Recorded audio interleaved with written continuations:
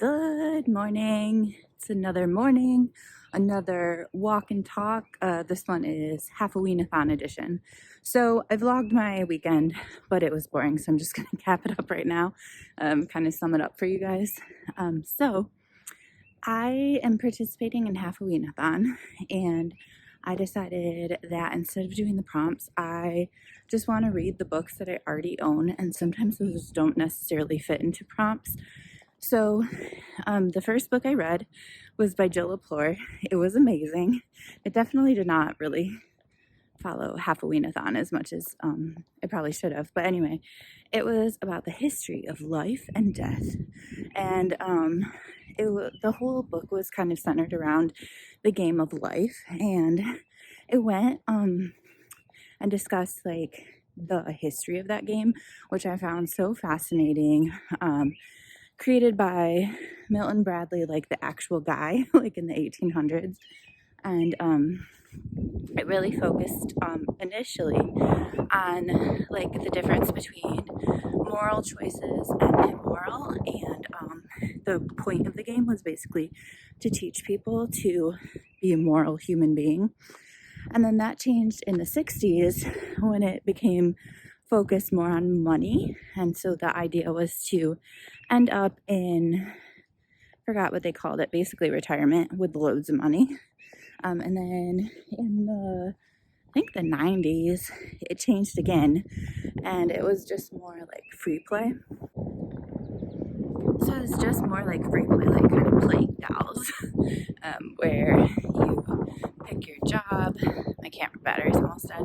Pick your job, pick your family. Well, not really pick your family. I think you pick your job and your house. Anyway, so the whole book was centered on kind of this life journey from the beginning of life to death. And it's history, right? So it's all these really interesting historical random facts that you never thought you needed to know about life and death.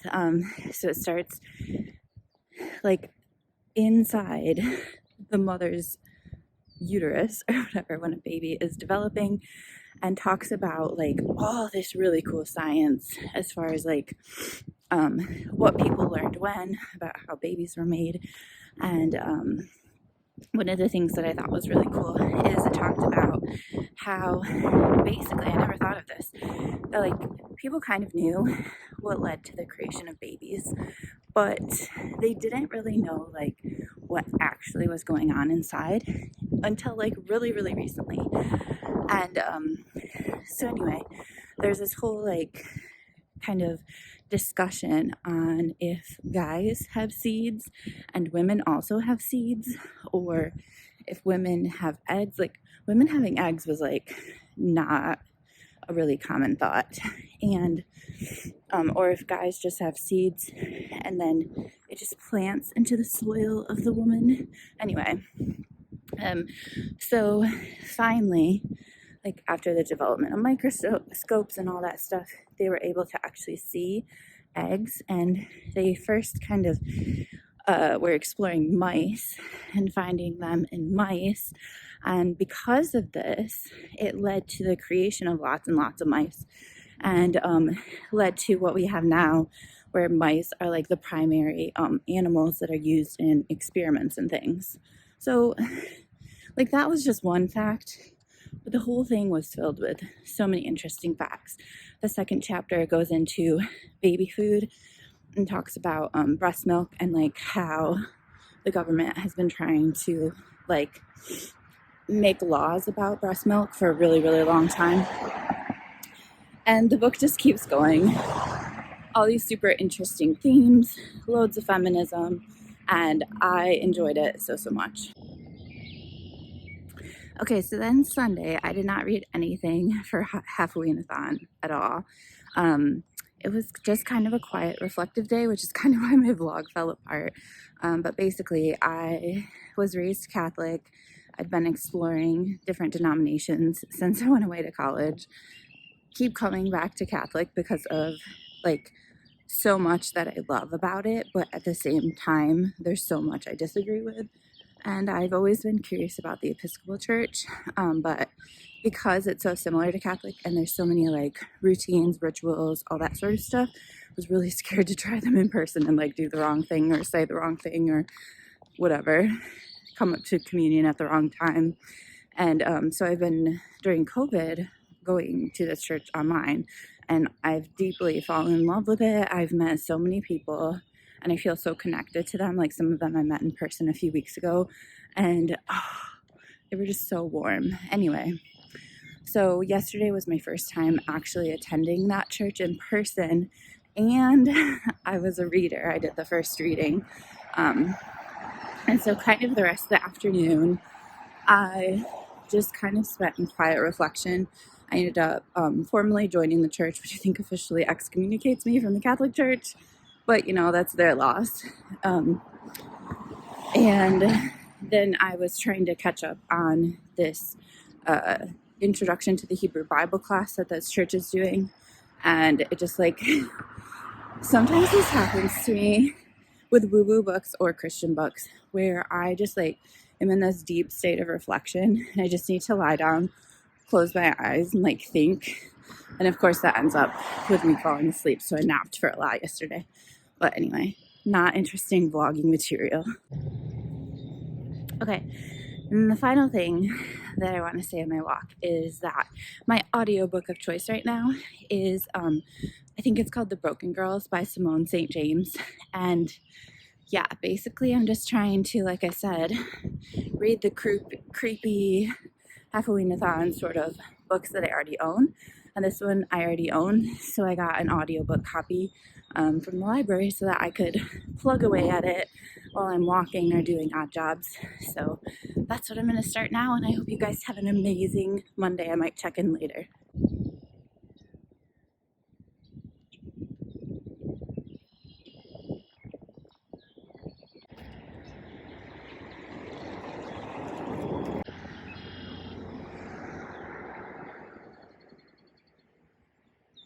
All right, work is done, and I got a new page one book because my last one was one I already owned.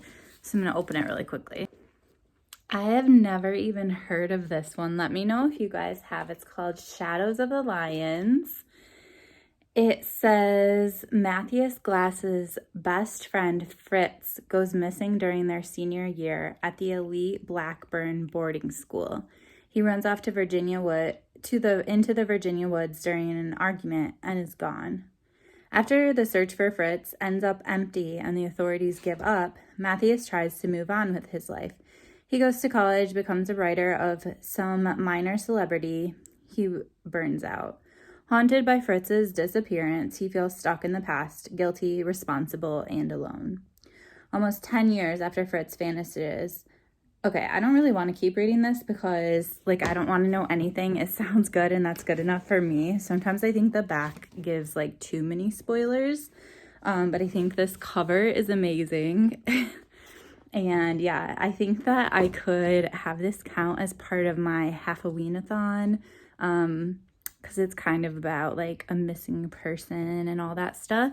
And I'm in between books right now. My audiobook is amazing. I want to listen to it every second. But as far as the physical book, I am in the middle. Like, I don't have any right now. I'm in between books.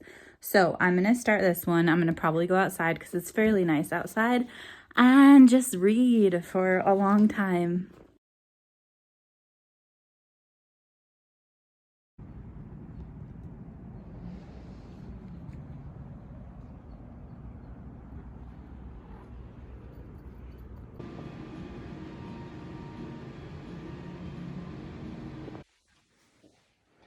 All right, people, today was amazing. I just had a burrito. I did not film it because it was so good that I just ate it without realizing that I probably should have been filming it. Ooh, this angle is bad. Okay, so update on what I'm reading. On audiobook, I am listening to The Broken Girls, which is so good, and the audiobook is really good too. Like, this old lady just was introduced to us, and they must have a different like actress for the old lady because her voice is just so perfect and old lady like it's amazing. And I'm so into this story. I really just want to keep listening to it, but I kind of also want to sit outside and read like a physical book because it's 70 degrees outside and amazing. So yeah, I don't know.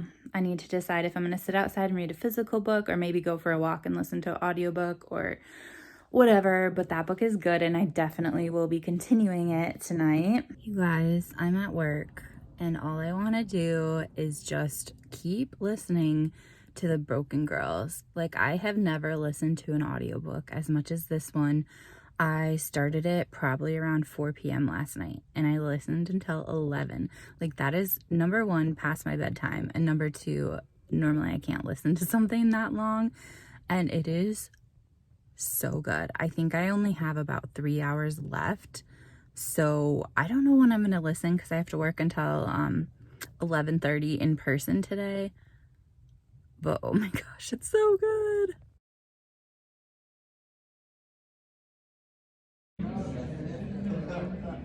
All right, we have a lot to talk about from yesterday. First of all, for HALFOWEEN-A-THON, I gave blood. It's not really, like, I didn't really think about it as being tied to HALFOWEEN-A-THON, but then I was like, oh, blood, yes. Like, that should be an extra challenge for HALFOWEEN-A-THON. Give blood. Okay, but there are 2 books that I have read since then, plus I have a small unboxing. So, last night I started and finished I Await the Devil's Coming by Mary McLean.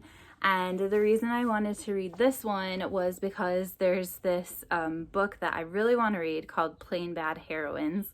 And I started it, but I had to return it to the library before I could finish. But it mentioned this book, so I was like, okay, I'm going to read this book first, which I had to order from like a library that's not even in our like library district sort of thing. So it came from all the way the other side of the state. But I wanted to read this first, and then I'm gonna see if eventually I can get my hands on Plain Bad Heroines again.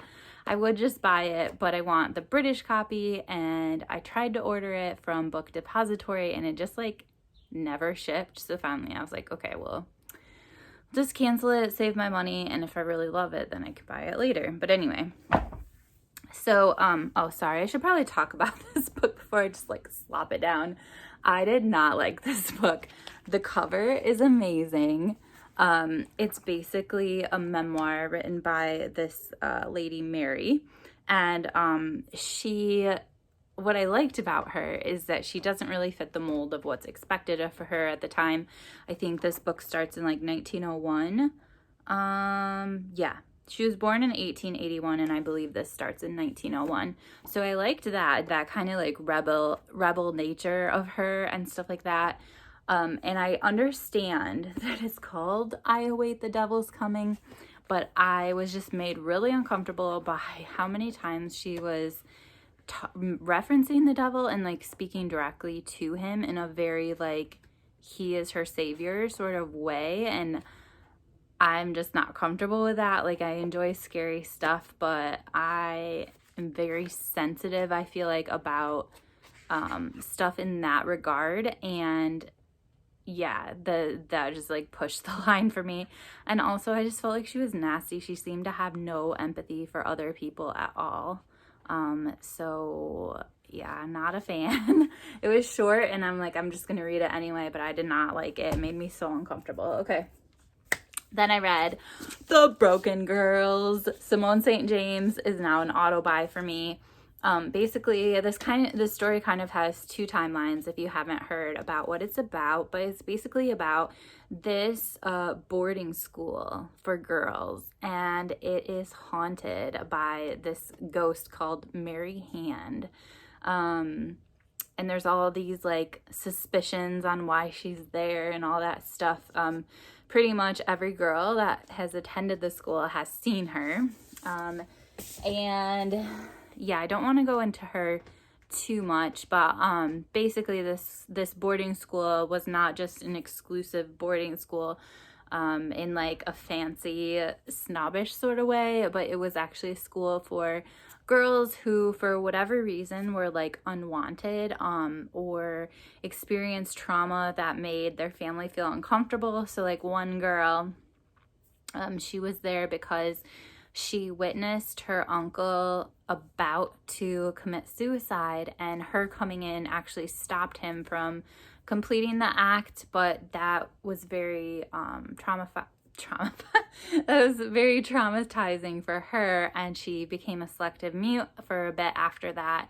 And parents just like were super uncomfortable with the whole psychologist thing in a way that today we are much more comfortable with. We've kind of normalized this idea of getting help when you need it. But back then they did not, and so they just shipped her off to a school. And there's just all these other girls that have equally horrific stories, so they're not like bad girls, they're just girls that bad stuff has happened to them, and the society at that time did not know how to handle it. So that is one kind of storyline that's going on in this book, is about these girls that are trying to live their life at a haunted boarding school. But then in the future, around 2014, so more of the present day-ish, it's the story of this other girl whose father is a very well-known journalist. She herself is a journalist and writer, reporter, all that sort of stuff. And she finds out that this school is about to be renovated and like opened again, because it had been closed. I don't remember what year it closed, but basically it was just like this horrible place, and they ended up closing it. And so she's trying to research more to find out like who bought this school, who wants to make it into a boarding school again, what's this whole thing about. And in addition, when she was 17, her sister was murdered really close to the school. Her body was actually found on the school property despite her not being a student there. And so it's just this intertwining of these two stories from like the 1950s and 2014. And it is just so good because there's all this like police work, mystery, researching, just finding information on the past of the school, while there's also this ghost aspect that is very creepy. And I just loved it so much, and so I am definitely going to go read every single one of her other books. She has 2 books that kind of have like a similar cover design, and so I'm gonna read that one. It's about something motel. I forgot the whole title, but then she has a bunch of other like older works that have a completely different covers design, and I want to like go back and read those as well. So not a fan, love so much I don't even know what to say. Okay, and then I've been Marie Kondoing my shelves. A bunch of books are going to the bookstore so I can try and make some money. But I'm also doing a paperback book swap with some of the other ones.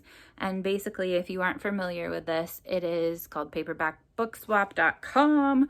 And you basically scan the covers of your books and put them into the system. And those are ones that you are willing to mail to other people. So it's at your expense that when someone says they want it, that you package it, go to the post office and mail it.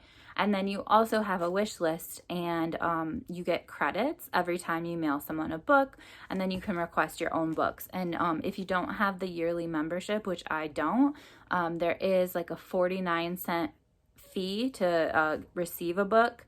But beyond that, it's just the credits from you also sharing your books. So I got my first package from them. I've done this before, I just haven't done it in a while. And let's see what's in here. I ordered quite a few books actually, so we'll see. Okay, so Stephen King, Hearts in Atlantis. And, oh, that was nice. They put a like, hope you enjoy little note. Okay, and then also The Green Mile. And finally, oh my gosh, it's kind of stuck in here. Midnight in Peking. So this is actually the one that I wanted from this person, and this was the one that was on my wish list.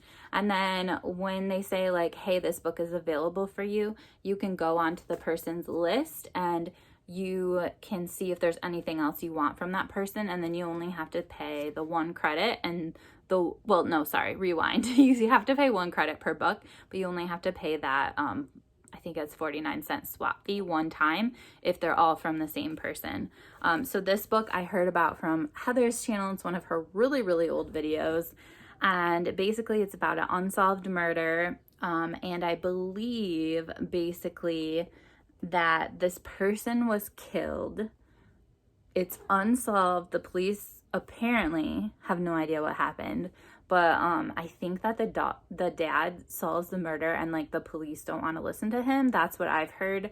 So I'm excited to read this, and actually it's perfect time because I feel like this is a good HALFOWEEN-A-THON book, like a true crime sort of a thing. And then these two, I adore Stephen King's writing, and so if she had these, sure, I would take them. I don't normally buy mass market, but why not? It's going to be great. Welcome to my closet. So because I finished The Broken Girls, which is from my own collection, I'm able to pick another of my wrapped books. So I'm going to pick one and then I'll open it for you in a second. All right, so this is the one I picked, and after I open this one, I have 19 more wrapped books that I can do this with. So, ooh, someone was just talking about this. I'm trying to think who it was. I will go back on BookTube and look and link them below. But Once Upon a River, which also could be HALFOWEEN-A-THON. This is, I think, about a girl that is found dead, and then I think she comes back to life or something like that. So I might get started on this one soon. So I think that this vlog is probably getting pretty long, so I'm going to chop it here, and then I will create another vlog for the rest of my HALFOWEEN-A-THON experience. But I'm loving this so much. Like, this is the best readathon. I'm having so much fun. So anyway, I hope that you guys are enjoying it. If you are following along, and if you're not, I'm curious, what are some of your favorite like spooky books or authors that you think I should read? I will see you guys later.